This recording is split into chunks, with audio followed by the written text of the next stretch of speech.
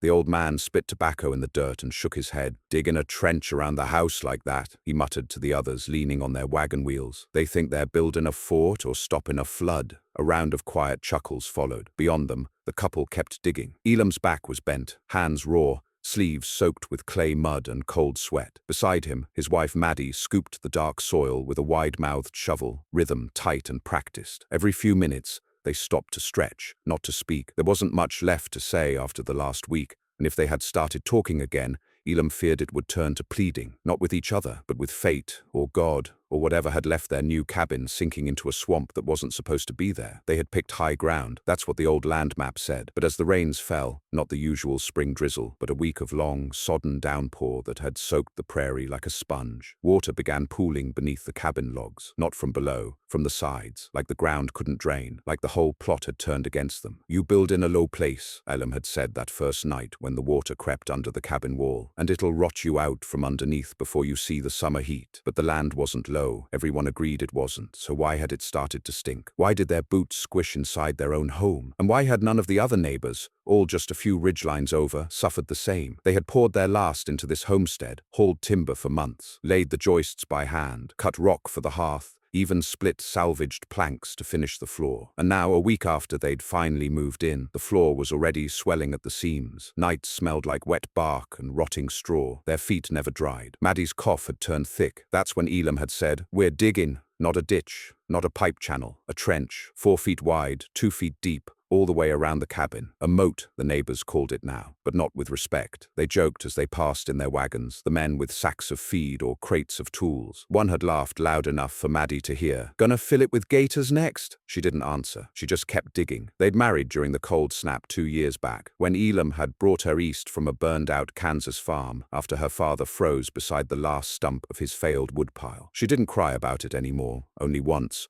when the wagon tipped and she thought they'd lost the cast-iron pot. That was the closest thing to a family heirloom she had. The rest, like the farm, was in the ground. Elam had kept moving west until the land looked dry and green at once. Good soil, he thought, and plenty of timber along the ridges, but he'd forgotten how the old growth kept the water moving. The spot they'd chosen, a clear patch where trees had been felled years before, was naked and scarred. The ground compacted, veins of clay where rain couldn't escape. Water didn't run downhill here, it just waited. By the 3rd day of digging, the floor inside had already begun to mold at the corners. The mud under the bed squelched when they rolled. Elam packed their straw mattress with dry pine needles every morning. By nightfall, it always reeked of mildew again. Maddie coughed through the dawn. "You think this will work?" she asked as they stood in the half-dug trench, boots soaked, hands blistered. "It has to." They didn't just dig, they lined it, stones, whatever they could find. Old timber scraps, bent metal sheeting someone discarded near the wagon trail. Maddie had the idea to angle the trench slightly, like a gentle slope leading away to the field behind the cabin. They called it drainage, but it looked more like desperation. When it finally stopped raining, the sky hung thick and yellow-gray, the clouds like wet wool. Steam rose from the trench like breath from a fevered dog. But the water, it moved, slowly, but it moved. The moat wasn't full. It wasn't dry either, but inside the cabin the floor felt different. Not dry, but no longer cold and soaking. The hearth caught heat again without the smoke curling damp around their knees. Maddie's cough quieted, but the neighbors kept watching. There was Hart Boyd, the man with 2 sons and a roof so steep it whistled in the wind. He'd built his cabin back in '71 and never forgot to tell everyone how he'd stacked his foundation on stone blocks to let it breathe. He stopped by with a jug of cloudy cider and a smirk. "You're gonna dig a moat every season now?" he asked, eyebrows up. Maddie didn't smile. "Only if it works." Boyd chuckled, offered them a drink, then muttered something about overdoing it as he left. They didn't invite him inside. By the next rain, the trench held firm. No collapse, no flooding. The water pooled, circled the cabin, and drained off out the backside. Slow, steady, like a lazy creek guided by stubborn hands. The ground stayed wet, sure, but the floor stayed solid, dry, warm even, with the fire lit, and the underspace no longer a swamp. Maddie's boots stopped squishing. The mold smell faded. That night, Elam held her hand under the quilts and whispered, "Might have built something after all." But that wasn't the end. That was the beginning of the second storm, the one the land hadn't seen in years. And it was the neighbors who came knocking. The thunder cracked low and long like cannon fire, and the wind blew so hard it whistled through the cracks in every cabin up the slope. This was no spring storm. It was the summer deluge, the one folks talked about from 1967, when horses drowned tied to fence posts and sellers floated off into the gullies. By dusk, it was coming down sideways. Elam packed the hearth with bark and sealed the base with old cloth sacks dipped in beeswax. Maddie pulled their food sacks higher onto shelves. The moat swelled, no longer a shallow cut, but a wide, dark ring that lapped against itself and hissed as rain punched its surface. At midnight, the knock came. A man's voice, wet, frantic. "Elam, you up?" It was Boyd, his two boys behind him, faces pale, soaked to the bone. Behind them, a wagon half stuck in the mud. The lantern in Elam's hand showed boots smeared in sod, pants clinging to shins like wet rags. "What happened?" "Water's inside. Risin' fast. Stone blocks didn't hold. Floor's buckling. Need a place? Just till dawn, please." Elam looked at Maddie. She nodded once. Quick, they let them in. But it didn't stop with the Boyds. Two more families came before sunup. A young couple with a crying baby. An old woman whose entire porch had collapsed. One man without even a hat on his head, just an axe in one hand and a wet coat clutched over his chest like a shield. And each one saw the moat. Each one stepped over it on the plank Elam laid. And each one, upon entering, felt the dry floor and the hearth heat, and said nothing at first, just closed their eyes and breathed. Only in the lull between thunderclaps did someone mutter, "Reckon it's that trench, ain't it?" No one answered. But by dawn, no one laughed anymore either. The storm didn't end with dawn. It shifted, as if only gathering its strength overnight. The winds backed off, but the rain redoubled. Instead of hammering the roof in sheets, it now poured in long, heavy ropes, not sideways, but straight down like judgment. The cabin roof hissed, gutters they didn't build overflowed, and the moat, dug with nothing but exhaustion and faith, widened without their help. Water peeled into it from every side, like it had been waiting all along for a place to go. Inside, every soul stayed still. 16 people now, neighbors, once loud with laughter or gossip, now silent, sitting shoulder to shoulder on benches, barrels, whatever could be pulled from corners. Even the old sack of grain Maddie kept by the back wall had been offered as a seat. The fire in the hearth popped softly, catching steam off their drying coats and boots. But even with warmth licking at their faces, no one dared speak loudly. Elam stood with one hand on the window frame, staring out across the trench. Beyond the flickering candlelight, everything was dark and writhing with motion. You couldn't tell where the rain ended and the land began. The trench reflected none of it, just swallowed it down, black and still. "I reckon we'd have lost the floor by now," Maddie whispered near him. Her hair was tied back tight, face pale from days without proper sleep, but her eyes were clear. "Maybe more than the floor," he nodded. In the corner, Boyd's younger son started coughing, the wet kind, like lungs full of creek water. His father pulled him closer, wrapped an oilcloth around his shoulders, but the boy shook, limbs twitching. He'd been cold too long. Elam walked to the hearth and fed it another log. The cabin filled with a warm, pitchy scent, split pine and hope. That's when old Mrs. Renner, hunched and swaddled in quilts near the back, muttered something. "What was that?" Maddie asked gently. Renner's mouth trembled. "You built that ditch like a grave," she said. "A grave with the water outside instead of in. Reckon that's the smartest twist I ever saw." A few heads turned toward her. Others just looked away, ashamed. Elam shook his head. "Didn't build it to be clever. Built it so I wouldn't have to bury her." He jerked his chin toward Maddie. "Built it so we wouldn't sleep in the muck anymore. Built it 'cause we didn't know what else to do." But even as he spoke, he realized something had changed. Not in his voice, but in the air. The way the others sat straighter. How their eyes no longer scanned the beams for leaks, but the walls, the hearth, the dry floor under their boots. How the young father, the one who hadn't even introduced himself the night before, suddenly spoke up. "How deep do you dig it?" Elam turned. 2 foot, a little deeper on the back end. "You line it with anything?" "Rocks, old sheet metal, some clay if it held." Sloped it down behind the house. Another man, damp hat in his lap, muttered, "Like a channel." "No," said Elam, "like a barrier. It don't take the water far. Just stops it from reaching us." The young father nodded slowly. "Huh." It didn't sound like much, just a simple sound, but something passed between them. A recognition, the unspoken sort. A man who'd watched his walls bleed water now looking at someone who figured out how to hold it back. Not magic, not luck. Just hard, humiliating work no one had wanted to try first. By noon, the rain softened, though it didn't stop, just lightened enough that the thrum on the roof became a patter again. Through the window slits, Daylight filtered grey and strange. A heavy fog pressed against the glass. Outside, the moat was now nearly 5 feet wide, parts of it deep enough to reflect back the cabin's own shape. It didn't bubble or spill. It just held, a still black ring holding the storm at bay. That trench, once mocked by every settler up and down the ridge, now looked like the only thing keeping them from floating out into the sodden prairie. Elam stepped out with a bucket to dump wastewater, moving slowly along the plank bridge they'd laid across the moat. His boots trembled on the wet wood, but he moved like a man used to balancing on decisions. From across the way, a distant shape waved. It was Emery Fletch, the oldest neighbor on the slope and the most prideful. His house was higher than any, and he always said the wind kept his walls dry. He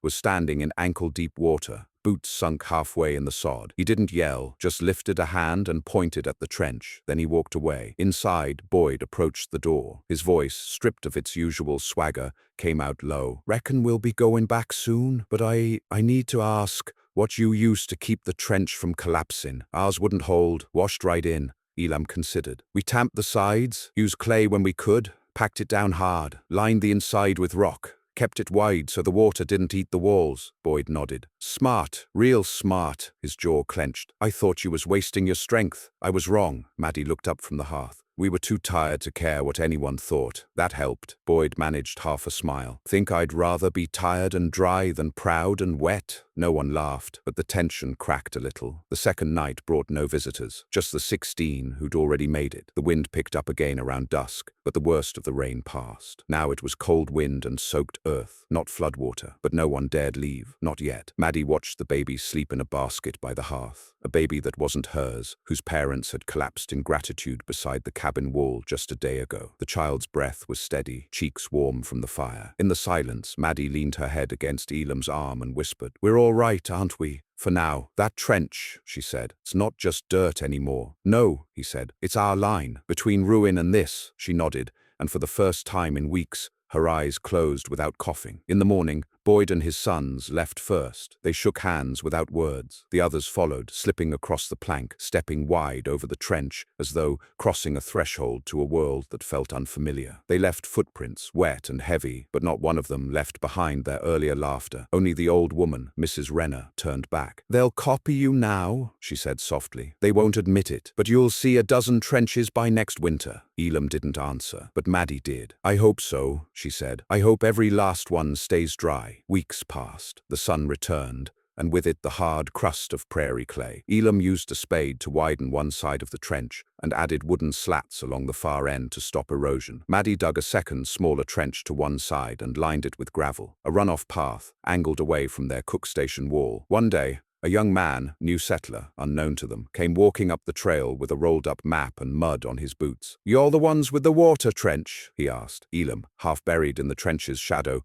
wiped his hands on a rag and nodded slowly. "Mind if I take a look?" the man asked. "Heard from Boyd you figured something out. Look, all you want." He didn't gawk. He took notes. He asked measured questions. He called it brilliant, but Elam waved that off. "Not brilliance," he said. "Just failure followed by desperation. That's what makes it smart," the man said, "learning from both." Later, another visitor came. This time, a widow named Clara, whose cabin sat in the low bend near the Bend Creek. She said nothing at first, just stared at the trench like it was a road to somewhere she hadn't dared go. Then she asked for help, said her cellar was filling up every time it rained, and she didn't have the strength to dig something like this on her own. Maddie looked at Elam. "We can spare a week," she said. He nodded. And so the trench idea spread, not from pride but quiet need, from house to house, wordless and humble. Each time they helped, someone offered thanks with something: food, tools, sometimes just a place to stay if they ever needed it. They didn't ask for pay. The earth had paid them enough already. And yet not everything was fixed, because just as the land dried, a harder season was coming, and not from the sky this time, but from within. It was never the trench that caused trouble. Not the dirt moved, not the shovels dulled, not the cuts on Elam's palms that healed rough and thick, or the scars Maddie now wore like rope burns across her knuckles. It wasn't even the way the whole thing looked. That wide earth ring around the cabin like a ditch someone forgot to fill, or a dry creek bed too symmetrical to be natural. Those things in time, folks learned to respect. No, the trouble started when other people tried to copy it. and failed. By mid-autumn, the couple's trench was no longer unique. You could see new ones across the ridge, circling cabins like shallow scars in the earth. Some were neat, some were half dug, some collapsed in the first frost, some never drained right, holding more mosquitoes than answers, and some, the worst kind, were dug by prideful hands too embarrassed to ask how to do it right. And when those failed, folks didn't look at the ground. They looked at Elam and Maddie. "You gave them the wrong advice." That came from Walt Jensen, whose face had always been creased with windburn and suspicion, like the plains themselves had raised him. He showed up late one afternoon, just before the frost began in earnest, boot soles scraping frozen leaves, fists tight at his sides. Elam had been stacking cut pine near the trench's outer slope, marking winter depth against the carved wall with a char line. He stood slowly. "What are you talking about? You told Emery Fletch to dig 2 feet deep, said slope the back, said use stones. He did all that. Now his trench caved in on his crawl space. Water's up to the hearth. He says you gave him bad measures." "I told him what worked for us," Elam said, voice low, steady. "Didn't tell him to use his shovel like mine. Didn't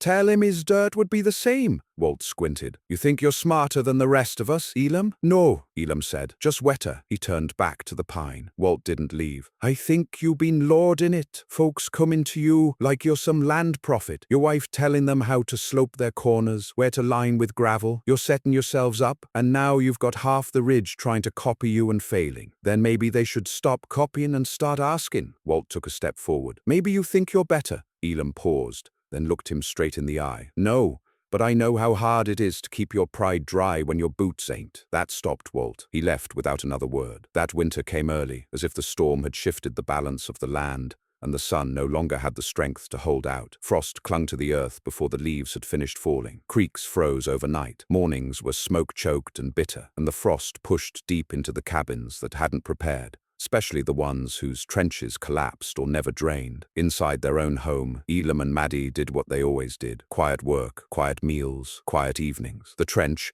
after months of settling and lining, had grown into something more than a ditch. They'd built a small plank walkway over it now, reinforced it with branches and stones. Maddie had even started calling it the ring, as in, throw the slop over the ring, or I left the laundry pail outside the ring. It wasn't a joke anymore. It was a fact of the house. It also made them outliers. No one teased them now, but no one visited either. They'd gone from being mocked to being avoided, respected maybe, feared a little, but not embraced, until the sickness started. It crept in like cold through loose chinking. First it was just Boyd's youngest, the one who'd coughed in their cabin during the storm. Then the widow Clara, whose trench Elam had helped dig but whose foundation had never dried fully. Then 2 more children on the western ridge. Then an entire family near the bend, 3 down with fever, and 1, the mother, coughing blood into the straw. They called it Rotlung, though no one knew if that was a real name or just a fear-soaked guess. The doctor from the next town over came once, shook his head, and rode back without speaking much. Elam and Maddie kept quiet. They didn't visit, didn't invite visitors. The ring around their cabin seemed like more than just dirt now, like a boundary, a final defense. But it didn't stop the stares. Not when Clara died, not when 2 cabins blackened their windows in mourning, and not when the first whisper started. "I heard they ain't had a single cough over there." By the second week of frost, it wasn't whispers anymore. Elam was splitting kindling when Emery Fletch came walking up the trail. Not like a man visiting, but like someone forced to do something he hated. His face was sunken, his eyes raw. "I'm sorry," he said before Elam could speak, "about what was said, about what folks are thinking." Elam leaned on the axe. "What are they thinking, exactly?" Emery scratched his chin. "That the trench, that maybe it don't just keep water out. That maybe it's why y'all ain't sick. That maybe it keeps the sickness out too." Elam stared. "Does that sound like sense to you, Emery?" "No," the man said quickly. "But sense ain't what folks use when they're scared." Elam set down the axe. "We never turn no one away," he said. "They came here. We fed 'em. We took care of 'em. We helped dig 3 trenches besides our own. Gave what little gravel we had. We ain't hoarding no secret." "I know. Then what are they expecting now?" Emery looked down. "They want you to teach them. Again, not just the trench. Everything. How you sealed the logs. What kind of rock you used. Where you put your fire pit. They're saying your place is the only one that didn't get damp mold under the bed. That your boots dry quicker. That your food don't spoil. It's not true. Don't matter." The next day, 3 men arrived, not with torches or threats, but worse, with questions they'd wrapped in accusations. "You boiled your water different? You mix in herbs we don't know? You got medicine under the floorboards?" Maddie sat by the fire, listening as Elam tried to explain the same things he'd said for months. "We sealed the walls with pine pitch. We packed the trench with gravel. We stored food up high. We keep the fire lit every day. That's it. That's all." But you never got sick? Maybe not yet. You got dry feet. Because we never stopped digging. The men left unsatisfied, and that night, Elam found the back gate unlatched, nothing stolen. But someone had walked through the moat. Then came the worst part. Not the confrontation, not the words, but the silence. A week passed, and no one came. The ring, once a joke, now felt like a noose. Elam went to town for supplies and found conversations dying mid-sentence when he entered. Maddie traded butter for flour and got half the usual measure. They were still dry, still warm, still healthy, but they were no longer part of the ridge. They had become something else. Not cursed, not exactly holy, but separate, set apart. Maddie stared into the fire that night and whispered, "We made ourselves a wall." Elam shook his head. "We made ourselves a moat." "What's the difference?" she asked. He had no answer. That night, someone threw a stone at the cabin. It cracked the window, startled the hens. Elam ran out but saw nothing. The trench, still wet, showed no footprints. But he knew what they meant. The next morning, they filled it in. Not all of it, just the sides, facing the trail, a symbolic gesture. The moat was still there, but now it looked broken, like it didn't matter anymore, like they weren't guarding anything. And slowly, almost reluctantly, the neighbors returned. Some apologized, most didn't, but they all stopped glaring, because spring was coming, and water would rise again. And when it did, they would dig, not because they trusted the trench, but because they feared being without one. Elam and Maddie watched them from their dry cabin and said nothing. The wind had shifted again, not just in the sky, not just in the trees that now swayed less like dancers and more like witnesses, but in the village itself, in the way people walked, in how they nodded too quickly when they passed Elam and Maddie on the trail, in how the same mouths that once scoffed at a moat now spoke of earth channels and drainage barriers, like they'd thought of it themselves all along. The thing was no longer a joke. It wasn't even a novelty. It had become myth, not the grand kind, not carved in stone, but a small town kind, the kind where every man who failed to keep his cabin dry blamed the slope or the frost or the angle of the wind, but not himself. And those who succeeded pretended they hadn't learned it by watching Elam and Maddie. The couple knew it. They didn't say much, but they noticed. They saw the way trench walls now circled most cabins like collars, how logs were lifted on stones with sudden urgency, how gravel became currency. Elam even overheard a man trade 2 hens for half a wheelbarrow of creek rock. "For lining," he said. "Best trick I ever learned." Maddie smiled softly when she heard it. "Still, no one calls it a moat," she whispered one evening, the firelight flickering across her face as she knitted socks by the hearth. Elam shrugged. "Maybe they think that gives us the credit," she snorted. "We never asked for credit, just a place to stay dry." "That," Elam said, "might be the very thing they can't forgive us for." It was late March when the second big rain came. Not a thunderstorm like before, no crashing bursts or lightning bolts over the ridge, no sudden wall of black sweeping the horizon. This one was different, slower, heavier, patient. It began with a soft mist at dusk and didn't stop, not the next day nor the next. At first it was gentle, a spitting kind of drizzle that darkened the roof beams but didn't run. But by the 5th day, it was clear something had changed. The dirt was no longer thirsty. It had turned soft, then slick, then hungry. Elam stepped outside and his boots sank nearly to the ankle, not in mud, but in something denser, clay slick and deep. "The land's got no bottom," he muttered. They walked the trench that afternoon. It held, just like before. The ring ran wide around the cabin, water slipping along its slope and draining into the back cut Maddie had dug 2 years earlier. There were no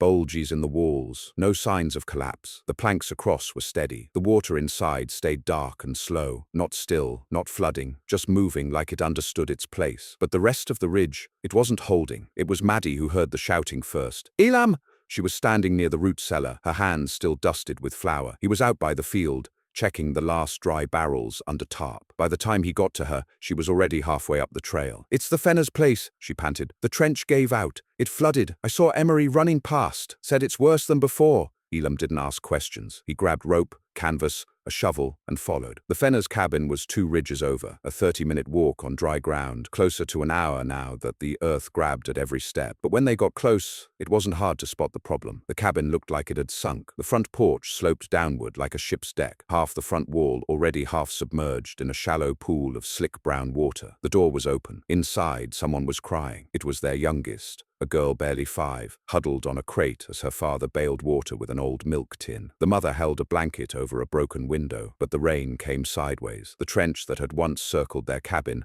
had collapsed on the north side, becoming a chute, not a barrier. All the hillside runoff now poured straight into their home. "Elam!" Emery was shouting from the far end. "We tried to line it, but but the slope pulled the dirt right in. The stones shifted. Maddie took one look and ran to the little girl. Elam didn't speak. He just started digging. Not to stop the flow, it was too late for that, but to reroute it. With Emery's help, he cut a path perpendicular to the failed trench, using the shovel like a sword. Wet dirt came up in chunks. They carved a quick exit route, then packed pine branches into the break as a temporary brace. "We need to lay boards here," Elam grunted. "We ain't got boards." "Then floor planks." "Got the damn cabin. You want it to stand, give it a limb to lean on." They tore 2 planks from the fenner's back wall and drove them into the trench wall with a mallet. It wasn't pretty. It didn't need to be. An hour later, the water inside the cabin had stopped rising. 2 hours later, it had begun to lower. At dusk, Maddie tucked the girl into a quilt near the hearth, while the others stood outside under an oiled tarp and said nothing. Elam broke the silence. "You packed gravel into clay." Fenner nodded sheepishly. "I thought it'd hold." "It never holds," Elam said. "It swells, then bursts. That trench wasn't a moat. It was a bowl. It needed an exit. We thought—"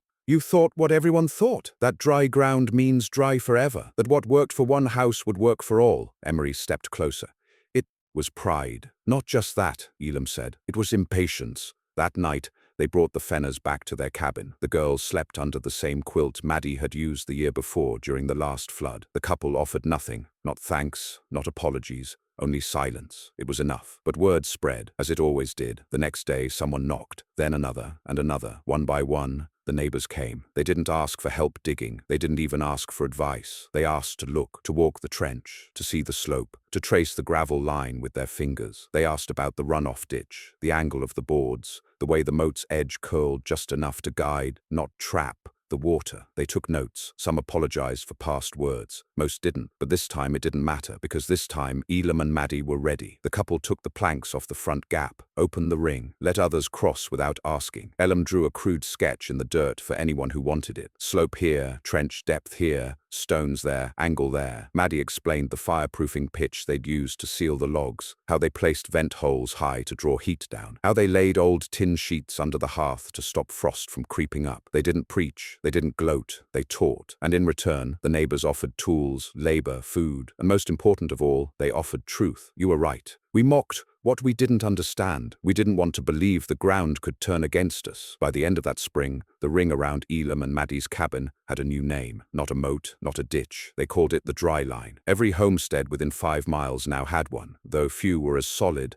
as neatly sloped, as perfectly drained. And none of them had stayed dry through 2 storms. Only one. The one built not from pride, but necessity. The one dug by 2 hands, blistered from trying to survive. The one first laughed at, then feared, then finally understood. It began with smoke, thin at first, just a shimmer along the horizon, then thicker, billowing like the breath of something ancient and angry. It rose above the tree line to the north, past the Fenner place, past the new fields where homesteaders had been clearing brush for spring planting. A dark, mean column of it twisted into the sky by mid-morning, and by noon, every settler along the ridge could smell it. It wasn't just fire, it was panic. Maddie was the first to step outside when the air began to shift, not yet choking, but warm, the way it gets when wind carries heat from far off. She stood by the edge of the ring, boots braced, eyes squinting toward the distant trail. Chickens clucked nervously. The horses near the tree line whinnied, then grew restless. A low, trembling tension moved through the earth beneath her heels, the kind of stillness before a blow. "Elam?" "Shh,"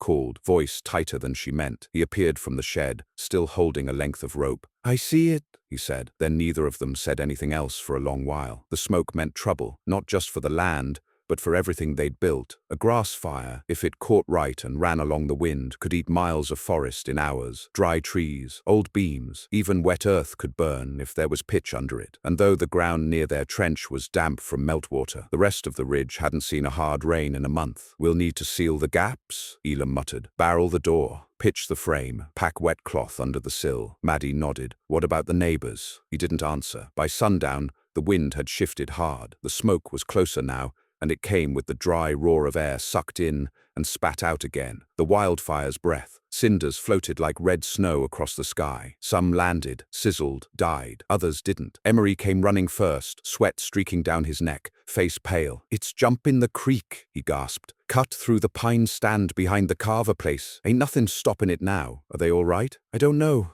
I didn't stop. I ran." Elam stared hard at him. "Who else is coming?" Emery shook his head. "Don't think many will make it. Some are circling west. Some Some are digging lines, but it's moving too fast. Maddie put a hand on her chest, steadied her breath. Then we need to open the ring, she said. Elam turned to her. Maddie, we have to. This is bigger than sickness, bigger than the trench. If they can't stop the fire, they'll need a place to go. This cabin. It's the only one with enough moisture in the ground. We dug that ring to hold back water, but maybe now it'll hold back fire too. He didn't argue. He dropped the rope and grabbed an axe. Together they went to the far side of the trench, the side facing the old road where most of the settlers would come from, and began hacking at the walkway. They threw planks across, built a wide, stable path. Then they soaked it. Water from the barrels, buckets from the rain catch. The moat, full now with spring thaw and groundwater, glistened under the falling dusk. Maddie stood at the edge, soaked kerchief tied over her mouth, and stared at the smoke coming down the slope. And then they came. First a boy, then his mother, then an older man, coughing, his beard scorched, eyes rimmed red. Behind them came a wagon missing a wheel, dragged sideways by a limping mule. Children, faces ash-streaked, a woman whose hands were wrapped in damp cloth, carrying 2 loaves of bread as if they were gold. They crossed the trench one by one, silent, haunted. No one asked to come in, no one needed to. They collapsed by the walls, curled against the logs,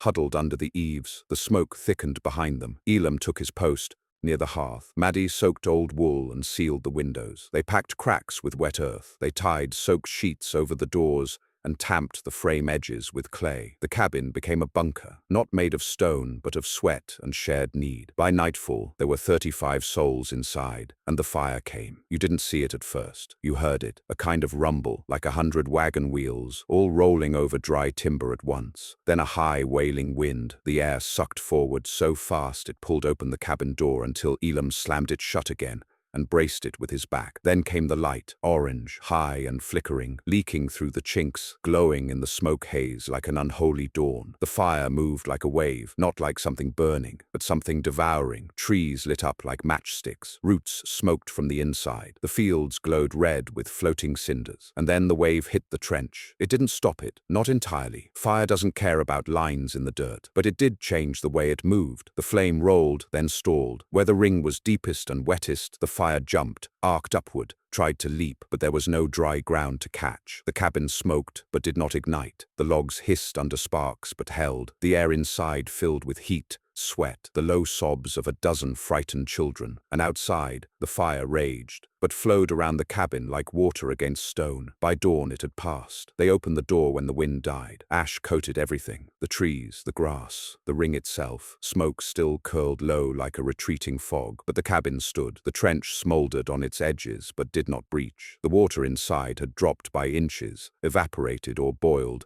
but it had held. One by one, the neighbors stepped outside. Some fell to their knees, others cried openly. A few stared in blank silence. Maddie stood by the ring, arms folded. Elam didn't speak for a long while. Then he walked the edge, slowly, until he reached the deepest part of the trench. He stared down at the water, black now, murky, reflecting a sky more grey than blue. He turned to the group. "We dug this," he said. They laughed. Then they feared it. Then they copied it. But none of that's why it worked. It worked because we kept tending it. When it cracked, we patched it. When it overflowed, we widened it. We didn't expect it to save us from fire, but we respected it like it might. The crowd was quiet. "I ain't saying this trench is magic," Elam went on. "I'm saying it's what comes of listening to the land instead of trying to bend it. It's what happens when you prepare for the next storm while you're still drying from the last." Maddie stepped beside him. "And you can all dig your own," she said. "But if you walk away from this thinking it's just about water, you'll miss the point." Someone in the back asked, "What is the point?" She looked around. "This ring wasn't to keep you out. It was to keep us in, to keep what mattered dry, warm, alive. But when the world turned worse than we expected, we opened it." She pointed behind her. "You all crossed it, and now you know. It ain't a wall.